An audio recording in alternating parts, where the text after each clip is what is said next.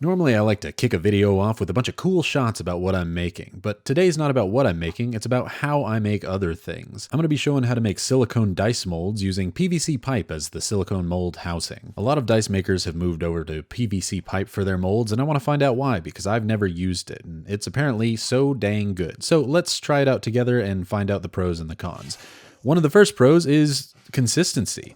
No matter what size mold you're using, I'm using a bunch of different PVC couplings here for sizes, it's all going to act and behave the same. Cups are all going to be slightly different if you use cups like I do, and so you have a consistency of product no matter what size mold you're using, whether you're making individual mold like these 2-inch PVC pipes or a giant slab mold. If you use cups like I do, like these Dixie cups or the mini red Solo cups or any ones that you can find at the store, they often have angled edges. That makes it really difficult to get the lid onto the bottom, whereas the straight PVC pipe makes it super duper easy to put tape around it and have a consistent lid that is the same size all around and doesn't have any wonky issues. Also, these 2-inch PVC pipes or couplings fit perfectly with regular packing tape. Often Dixie cups and other things are slightly wider. I'm going to be making 2 molds to demonstrate how I make these today. My D6 that has my logo on it of a dice goblin eating gold, and a slightly larger than normal D20 to be able to test out what bigger die will do.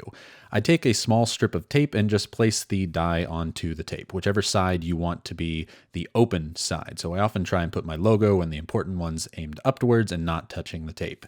Now we need to put some sort of mold release onto the molds. I like to just use petroleum jelly whenever I do my stuff, and I want to see if it'll work with PVC pipe here too. Actually, I think maybe one of the videos coming up, I might be testing which is the best mold release for dice making. So take a look for that when that one comes out. After you lube up the inside of your mold, then just place it down onto the tape, trying to keep whatever you're making a mold out of as close to the center as possible. And honestly, you're kind of done there, but I wanted to back it up to make sure that I had enough reinforcement. This is the first time I'm using PVC pipe, so I put another piece of tape going the opposite direction. That way I have plenty of surface area for which to put some hot glue in just a moment.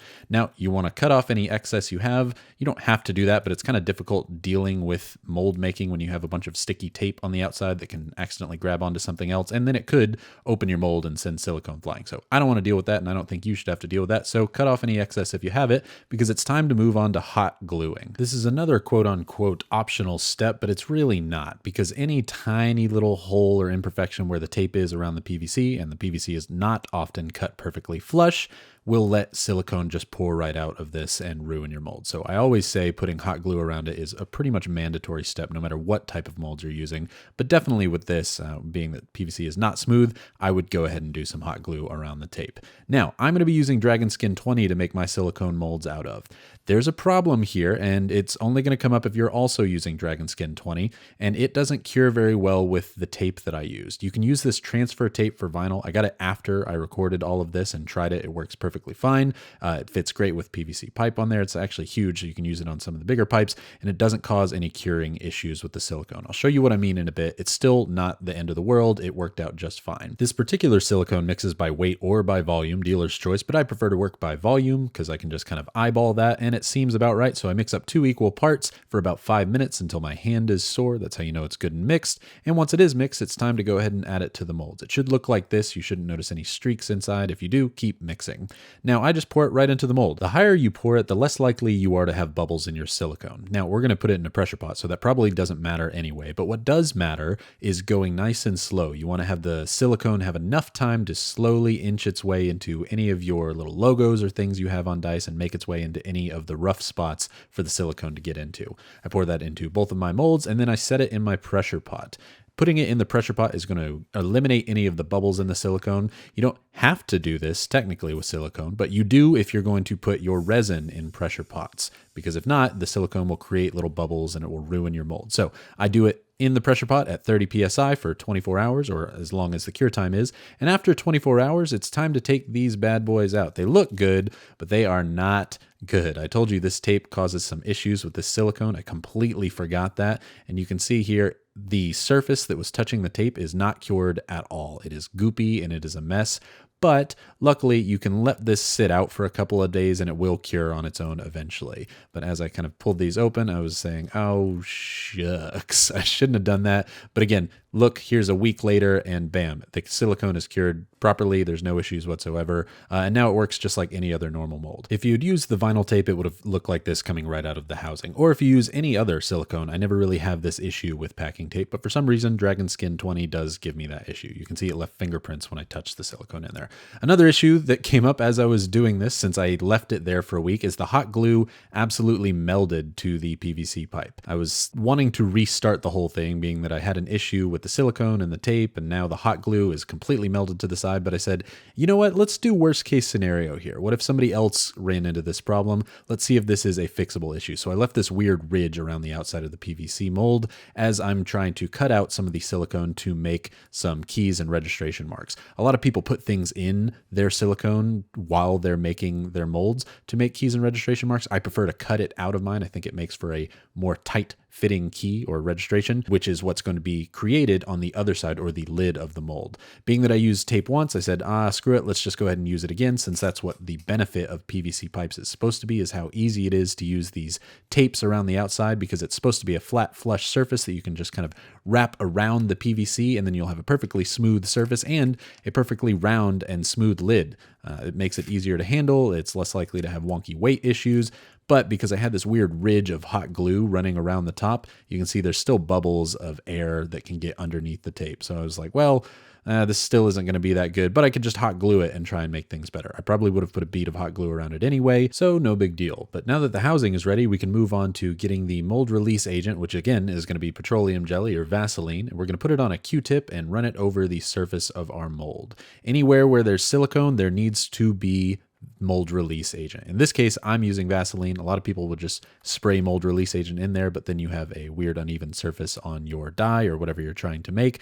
I'm going to test that out and see if that's worth it or not in the future, but I've always used petroleum jelly because one, it's something that a lot of people just have in their home, so you can use it and it's pretty easy, and two, it's not all that difficult to use compared to mold release. Now we need to mix up another batch of silicone. So I mix this one up for another 5 minutes or until my hand is sore once more, and this time I decide to add some mica powder to the silicone. Mica powder is essentially just really fine pigment that you can add to pretty much anything, and it does not inhibit the cure of silicone. So you can color your silicone with it, which is great.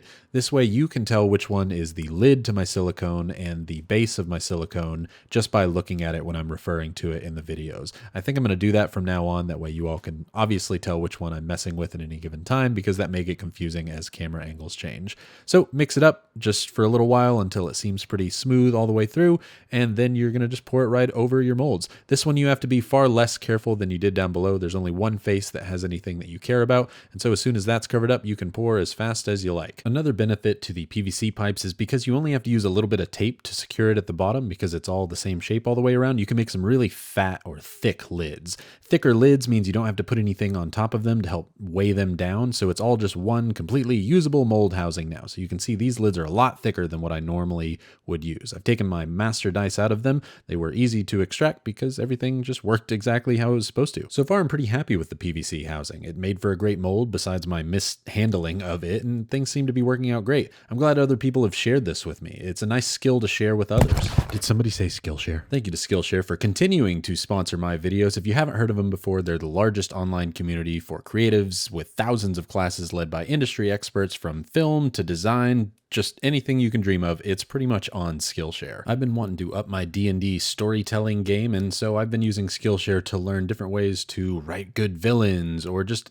be better at creative writing as a whole. You might want to learn, for instance, here from this definitely Timothy Chalamet with a mustache looking fella, Matthew Dewey. He's got a pretty great class on creative writing, but you can learn anything from voice acting to learning how to make the darn table you're going to play D&D at. They've got a new thing called Learning Paths, which are awesome little sequential classes that you can do in order to learn a new skill. If I had to recommend a class, I'd check out Creative Writing on Creating a Complex Villain Character by Morgan Schreiber. I think it's a great class to learn from if you want to make a real good baddie for your D&D campaigns. Sometimes you just need to practice being creative like you would a muscle, so the first 500 people to use my link in the description down below will receive a 1-month free trial of Skillshare. Get started today while I start working on pouring some resin into our brand new molds. The molds look like they're going to work fine, but there's only one way to really know, and that's by testing it. So I mix up a 1:1 by volume mixture of resin resin, I add a little bit of color so that we can see all of the imperfections and details a little bit more clearly on camera, and I put some wax paper down, which I definitely should have put down before I started mixing the resin. No big deal. I fill the molds up with resin. I put just enough to where it kind of peaks over the top. That's pretty much the amount of resin that you need to use. I pop any bubbles on the surface with a lighter, and then I put the lid on. You can put a little extra resin on the lid if you're worried about